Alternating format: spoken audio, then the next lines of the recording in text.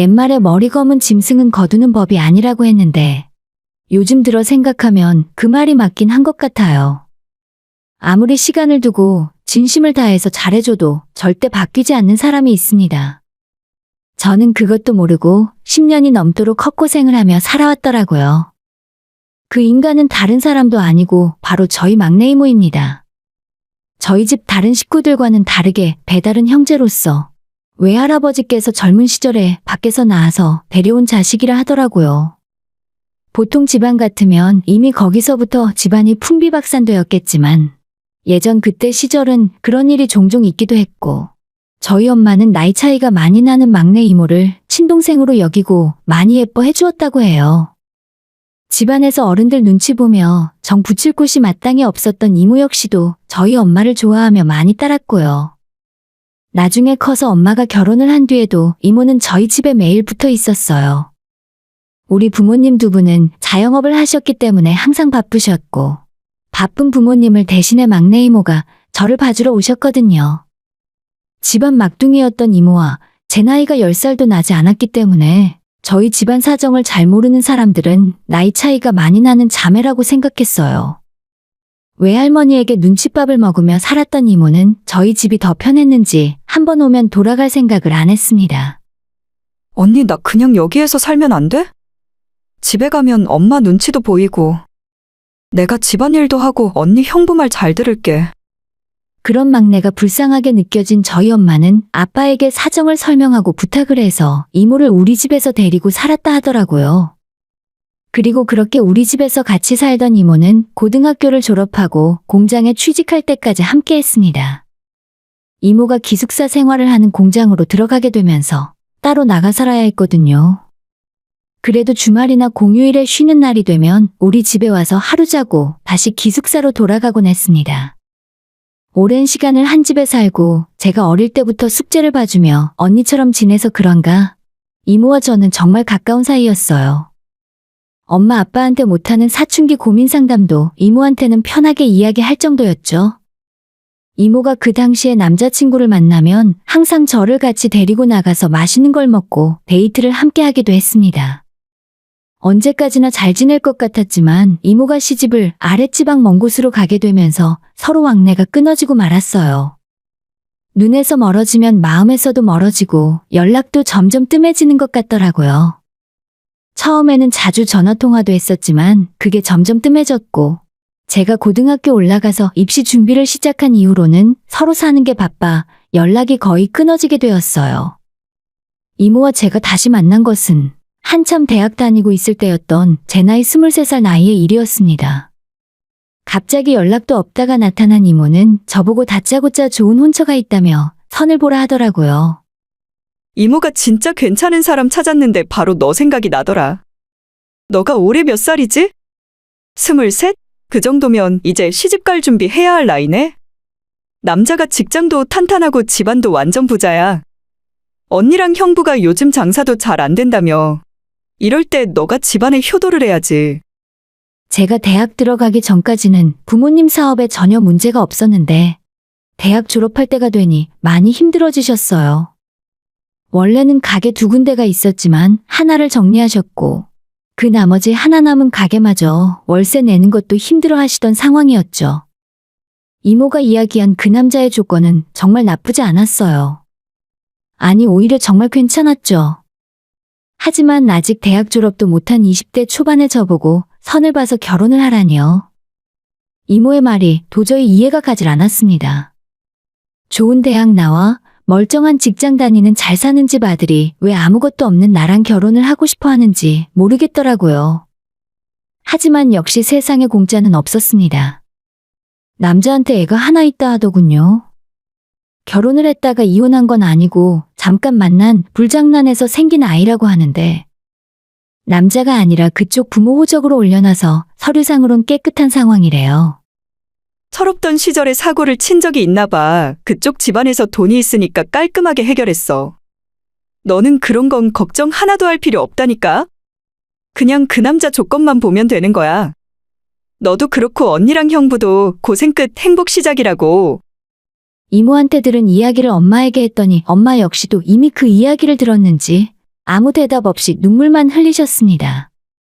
저희 집안에 그때 빚이 계속 늘어가고 있었는데 제가 결혼을 하면 집안 빚을 한 번에 싹 다 갚아주겠다고 했대요.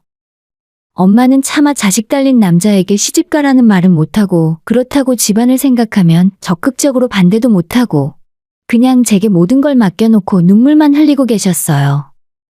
엄마의 그 모습을 보니 저도 매몰차게 거절을 못하겠더라고요.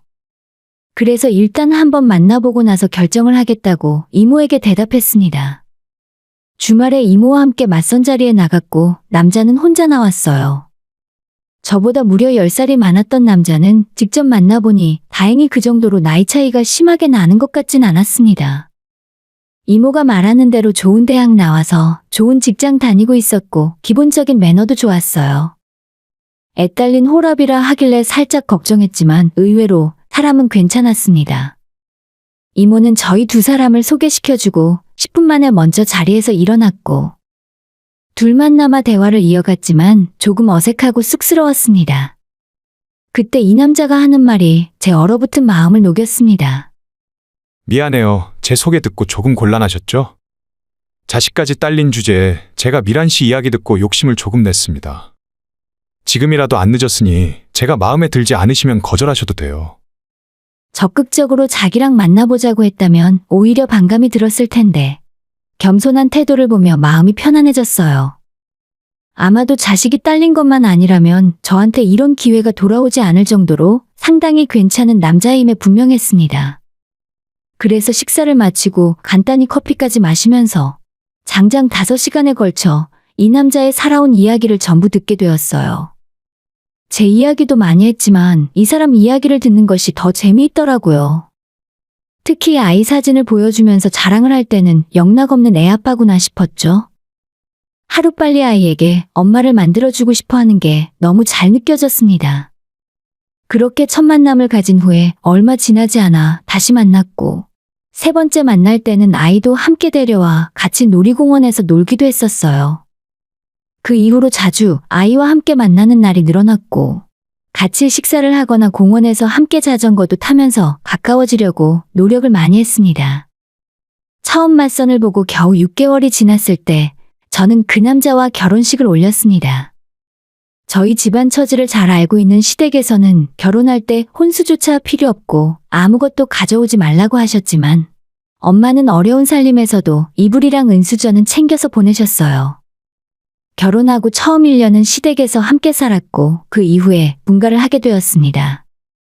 어머님, 아버님이 저와 1년간 함께 살면서 살림하는 모습을 지켜보셨고 나름 깔끔하고 알뜰한 성격의 저를 보시고는 일찌감치 분가를 허락해 주셨어요. 처음 만났을 때 유치원에 다니고 있던 아이도 저를 금방 따랐고 처음 했던 걱정과는 다르게 부잣집 며느리로 살 수 있게 되었죠. 사실 결혼식 직전에서야 알게 되었는데 저희 시댁이 경동시장에서 커다란 약재도 매상과 한약방을 운영하고 있었습니다. 처음 이모의 설명을 들었을 때는 그냥 집안에 돈이 많은 부자라는 정도로만 설명을 들었는데 1년 매출이 수백억이 넘어가고 그쪽 분야에서 손에 꼽히는 큰손이라 하더라고요. 그렇다고 그 집안이 처음부터 부자였던 건 아니었고 맨손으로 상경한 아버님이 시장에서 짐꾼으로 시작하며 돈을 벌어 자수성가를 이룬 집안이었죠. 그래서 가진 재산에 비해 시댁 집안 살림은 검소한 편이었고 아버님의 권한이 엄청 강한 편이었어요. 다행히도 시댁살이 1년 만에 아버님, 어머님으로부터 합격점을 받았던 저는 일찌감치 분가해서 따로 저희 집안 살림을 맡아보게 되었고 아버님이 남편과 시어머니에게도 알리지 않고 몰래 따로 챙겨주시는 용돈으로 저희 친정부모님 살림에 큰 보탬이 될 수도 있었어요. 비록 돈만 보고 조건에 맞춰 시집을 간 모양새였지만 여느 집안 며느리보다 더 대접받으며 살 수 있었습니다. 그렇게 상상도 못했던 행복한 결혼 생활을 하고 있었는데 어느 날 미리 온다는 말도 없이 이모가 저희 집으로 찾아왔어요. 나 얼마 전에 이혼했어. 당장 갈 곳이 없는데 너희 집에서 잠깐만 지내도 될까? 지낼 곳만 구하고 일자리 구하면 바로 나갈게. 제가 혼자 결정할 수 있는 문제는 아니었고 남편에게 허락을 받아야 할 것 같아서 회사에 있던 남편에게 전화를 걸었더니 흔쾌히 그렇게 하라더라고요. 저희 결혼을 할 수 있게 주선해 주신 분인데 이 정도 편히 봐주는 건 일도 아니라면서요. 남편에게 정말 고마웠지만 그게 불행의 씨앗이 될 줄은 꿈에도 몰랐습니다. 그때 저는 이모와 같이 살면서 옛날 생각도 나고 좋았습니다. 집안일을 같이 해주시는 덕분에 몸이 훨씬 편해졌고 낮 시간에 마음 편히 외출을 하거나 친정에 다녀올 수도 있었어요. 항상 저한테는 언니와 같은 존재였기 때문에 든든한 마음도 들었죠. 적어도 그 일이 있기 전까지는 더할 나위 없을 정도로 행복한 시간이었습니다. 어느 날 낮에 혼자 마트에서 장을 보고 마침 아들의 학교 시간이 되었길래 학교 앞으로 마중을 나갔어요. 아들을 태워 집으로 돌아오는데 이런 말을 하는 겁니다. 근데 이모 할머니 좀 이상해. 자꾸 나한테 내 새끼라고 불러. 그리고 자기한테 엄마라고 불러보래. 처음엔 그 말을 듣고 대수롭지 않게 생각했어요. 평소 아이를 좋아하는 성격이었던 이모가 우리 아들을 예뻐해서 하는 소리라고만 생각했었죠. 그런데 이어지는 아들의 이야기에 심장이 철렁 내려앉는 기분이었습니다.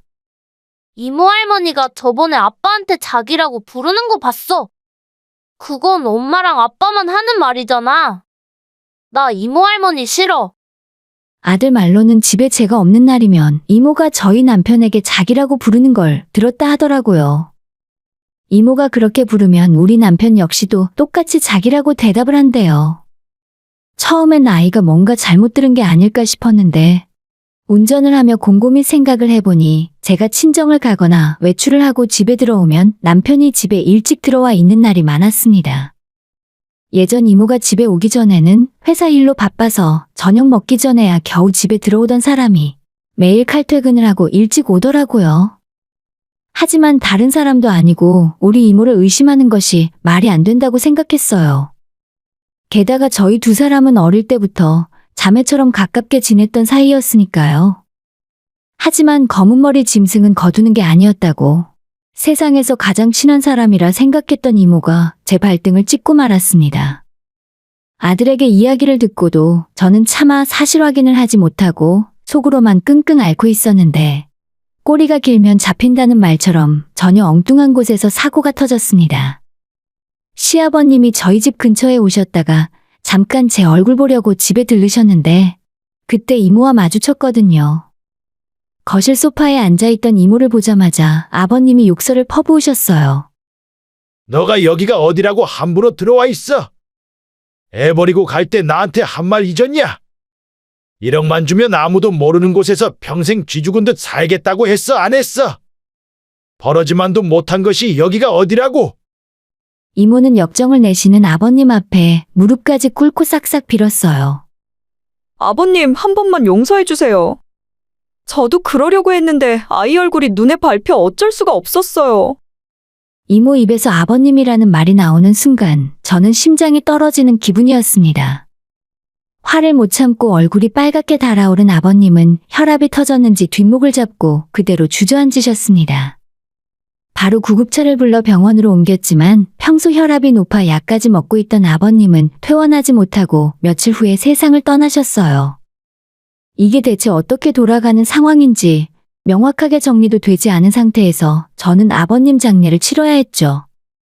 집안 분위기가 이 모양이니 남편에게 차마 화도 못 내고 이게 대체 어떻게 돌아가는 상황인지 명확한 설명도 듣지 못했어요. 장례 절차가 모두 끝나고 아버님을 시골 선산에 모시고 난 후에 집에 돌아왔는데 남편은 제게 해명과 설득이 아닌 이혼 서류를 내밀었습니다. 너도 대충 상황 돌아가는 건 알겠지? 우리 아들은 당신 이모랑 나 사이에 생긴 아이야. 부모님 반대만 아니었다면 원래는 우리 둘이 결혼을 했을 거고. 차라리 잘 됐지 뭐. 아들 더 크기 전에 모든 걸 제자리로 돌려놓을 수 있으니까. 저도 바보가 아니라 며칠 동안 장례를 치르면서 대충 돌아가는 상황은 알고 있었어요. 하지만 전혀 숨길 생각도 없이 대놓고 뻔뻔하게 이야기하는 남편을 보며 머리가 어지러웠습니다. 당신도 하루빨리 제 살 길 찾는 게 낫지 않겠어? 1억, 아니 2억 줄게. 이 돈으로 새 출발해봐. 당시의 2억이면 강북의 아파트를 한 채 살 수도 있는 돈이었기 때문에 그 돈이 적은 건 아니었어요. 하지만 그렇다고 해도 아버님 재산을 모두 물려받을 남편을 생각하면 2억은 정말 턱없이 적은 액수였죠. 지금 같았으면 변호사라도 고용하던지 어떻게 해서든 붙들고 늘어져서 돈을 더 받아냈을 것 같은데 20대 나이에 저는 그런 정신머리가 없었습니다. 이런 인간과 더는 한 집에서 살고 싶지 않았고 하루빨리 이혼 절차를 마무리하고 싶었기 때문에 더 큰 요구는 하지 않았어요. 이모는 창피한 줄은 아는지 차마 제 얼굴을 마주볼 수 없다며 끝까지 제 앞에 나타나지 않았고 남편을 앞세워 모든 절차를 마무리했어요. 4년이 조금 넘는 시간 동안 결혼 생활을 했고 그렇게 모든 걸 정리하고 다시 친정으로 돌아왔습니다. 제 사정을 알게 된 부모님은 이모를 가만 놔두지 않겠다고 그 집으로 달려갔지만 이모는 현관을 열어주지 않고 경찰을 불러 부모님을 쫓아내셨어요. 저는 무슨 일이 있더라도 꼭 성공해서 저 인간 같지도 않은 것들에게 복수를 해줘야겠다고 다짐을 하게 되었습니다. 집에서 신세한탄을 하며 울고만 있는다고 해결되는 건 아무것도 없었으니까요. 그날 이후 뭘 해야 하나 고민을 하다가 당시에 동대문에서 옷장사를 하고 있던 친구 가게로 무작정 출근 도장을 찍었습니다. 사실 저는 패션도 잘 모르고 옷에 대해 별 생각이 없었는데 하루에 움직이는 돈이 장난이 아니더라고요. 석 달 정도 친구 가게에서 함께 일을 하다가 만리동에서 옷공장을 하는 사장님을 소개받았고 그때부터는 그곳으로 출근 도장을 찍었죠. 거의 최저임금만 받고 공장 일부터 격리의 배달 일까지 모든 일을 도맡아서 했던 것 같아요. 2년 정도 그 사장님 밑에서 일을 배웠고 밑바닥부터 다 경험을 해봤기 때문에 어느 정도 자신이 있었습니다. 이혼하며 남편에게 받은 위자료와 그때까지 모아놓은 돈을 다 털어넣고 작은 공장을 하나 차렸어요. 친구 가게와 주변 지인들에게 주문을 받아 상품을 만들기 시작했는데 여사장이 꼼꼼하게 한다는 좋은 소문이 돌아 주변에서 일감이 쏟아졌습니다. 그때 마침 동대문을 비롯해 인터넷 쇼핑몰 열풍이 불었고 저희 공장에서 만든 옷은 만들기가 무섭게 팔려나갔습니다.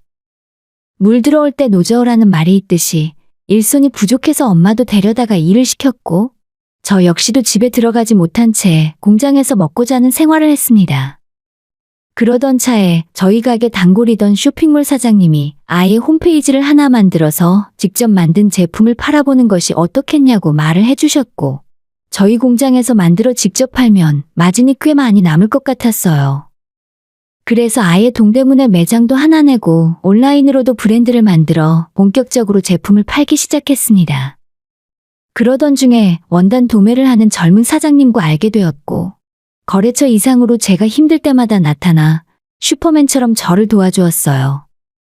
나중에 보니 엄마는 이미 그 사장님을 사위처럼 생각해서 틈만 나면 불러다 밥도 같이 먹고 엄마 집에 전등이 나갔을 때도 그 사장님에게 전등을 갈아달라며 불렀다 하시더라고요. 저는 저도 모르는 사업에 재능이 있었던 건지 직접 제작해 납품을 하고 제 쇼핑몰로 물건을 팔면서 통장에 얼마나 버는지도 모르고 계좌에 돈이 쌓이기 시작했어요. 몇 년 동안 제 인생은 없다 생각하며 일만 했더니 이미 초기 투자금의 수십 배가 넘는 돈을 벌었습니다. 연세가 드신 친정엄마는 공장일에서 손을 떼셨고 양평에 2층짜리 전원주택을 지어드려서 부모님은 그곳에서 지내고 계세요. 몇 년이 더 지나 원단 사장님과 연인 사이로 지내다가 저희는 결혼을 하게 되었습니다. 둘 다 한 번의 결혼 실패 경험이 있었지만 제게는 아이가 없었고 사장님께는 당시 고등학교 다니던 딸이 있었어요. 아이가 수험생이라 저희 재혼 이야기도 대학 입시 끝나고 나서 생각을 하기로 했는데 셋이 같이 밥을 먹다가 딸이 먼저 재혼을 왜 안 하냐 묻더라고요. 두 분 만난 지도 꽤 됐는데 왜 아직 결혼 안 하세요? 제가 그게 신경 쓰여서 연공부가 안 되는 거 있죠? 괜히 시간 끌지 말고 5월에 하시는 게 어때요? 저희가 우물쭈물하는 사이에 딸이 재혼 이야기를 먼저 꺼내주었습니다. 둘 사이에 마음이 없었던 것도 아니었고 못 이기는 척 그해 5월에 결혼을 하고 살림을 합치게 되었죠. 둘 다 재혼이라 남들 보기 부끄러워 결혼식은 올리지 않았고 딸과 함께 사진만 찍고 신혼여행을 다녀오는 걸로 끝냈어요. 제 결혼 소식에 가장 기뻐했던 사람은 다름 아닌 친정엄마였습니다. 엄마는 자기 동생 때문에 딸 인생을 망친 것 같아서 내내 미안한 마음으로 살고 계셨는데 이제라도 좋은 사람 만나서 재혼한다고 하니 너무 기뻐하셨습니다.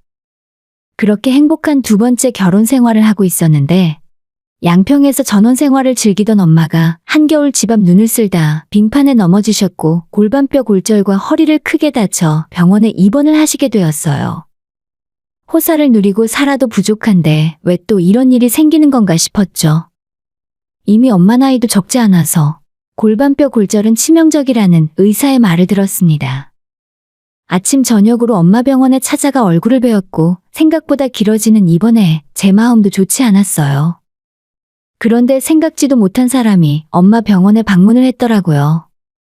바로 제 인생을 송두리째 망가뜨렸던 막내 이모라는 인간이었죠. 이모가 병원에 들어서자마자 엄마가 여기가 어디라고 찾아왔냐면서 험악한 욕설을 퍼부으셨습니다.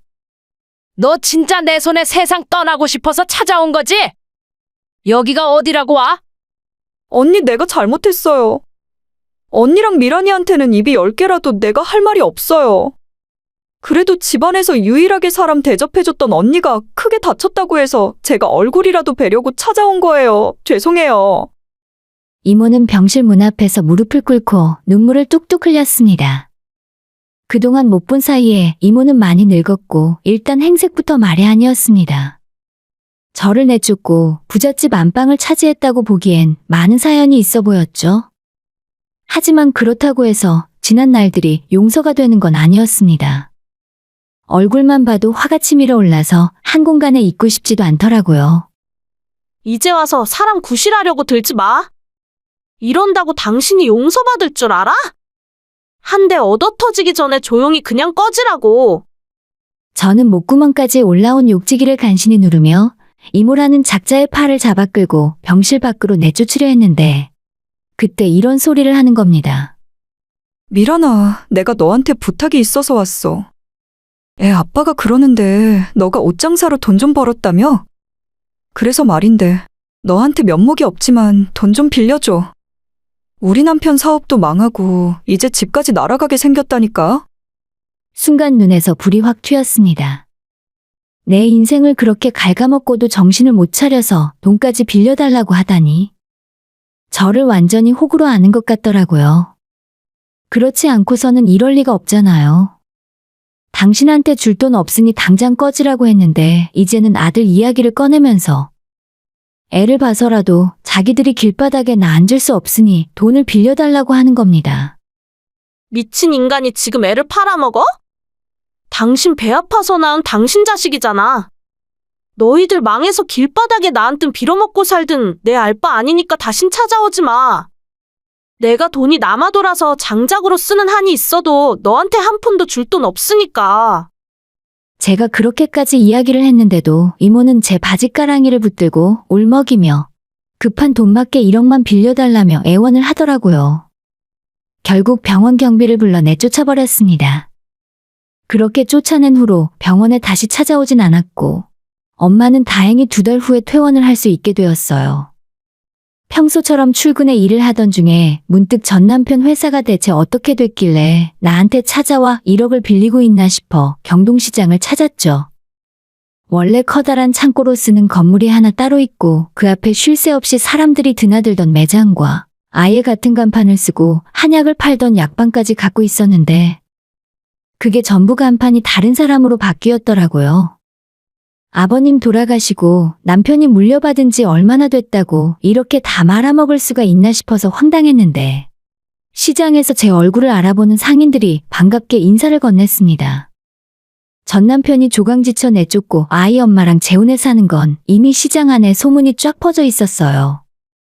전 남편은 사업은 전혀 관심도 없고 직원들에게 전부 맡겨버린 채 막내 이모와 둘이 돈을 펑펑 쓰며 살았나 보더라고요. 그 와중에 큰 사기도 2번이나 당했고 회사 관리는 엉망이 되어버린 채 술만 먹다가 망했다고 들었어요. 물건 받아 팔아먹고 대금조차 제대로 내지 않은 상태에서 그 돈을 가져다가 자기들끼리 흥청망청 써버렸으니 회사가 멀쩡히 돌아갈 리 없었습니다. 결국 망한 뒤에도 엄청난 빚이 남았고 지금도 채권자들이 재산을 찾아내는 족족 압류를 걸고 난리도 아니라 하더라고요. 전 남편은 뭐하고 있나 수소문을 했는데 시장에서 작은 다마스를 타고 다니며 서울 시내 곳곳 한약방에 물건을 배달해주는 일을 하면서 먹고 산다고 해요. 거기까지 들으니 대충 그 인간들 돌아가는 사정을 알 것 같았습니다. 자기는 이혼하고 신수가 헌해졌다. 사업으로 큰돈 벌었다며 소식은 들었어. 지금 내 전화 한 통이면 자기 전 남편 다마스 타고 여기로 올걸? 내가 불러줄까? 별로 저랑 친하게 지낸 기억이 없던 사장님이 전 남편을 불러주겠다는 말에 괜히 얼굴 마주쳐서 좋을 게 없다 생각해 괜찮다 거절하고 돌아섰어요. 그 이후로 저는 단 한 번도 경동시장 근처도 가지 않았고 전 남편과 막내 이모의 소식도 알려고 하지 않았습니다. 사실 어떻게 생각하면 혼외자로 태어나 천대받고 자랄 팔자였던 막내 이모를 저희 엄마가 가족으로 생각해서 거두어 준 거잖아요. 제가 어릴 때부터 함께 지내고 같이 했던 세월이 얼만데 저를 이용해서 이런 짓을 벌일 수 있는지 모르겠네요. 나쁜 짓을 하면 천벌을 받는다고 하더니 결국 이모와 전 남편은 본인들 수준에 걸맞는 벌을 받으며 살고 있는 것 같아요. 엄마는 요즘도 종종 제게 전화를 걸어서 이모 그 인간이 돈 빌려달라고 연락 온 거 없냐고 물으시는데 혹시라도 또다시 제 앞에 찾아오면 그땐 경찰을 부를 겁니다. 본인들 위치를 정확히 알고 조용히 속죄하는 마음으로 살았으면 좋겠네요. 오늘의 사연은 여기까지입니다. 구독과 좋아요, 알람 설정은 많은 힘이 됩니다. 다들 행복하시고 좋은 하루 되세요.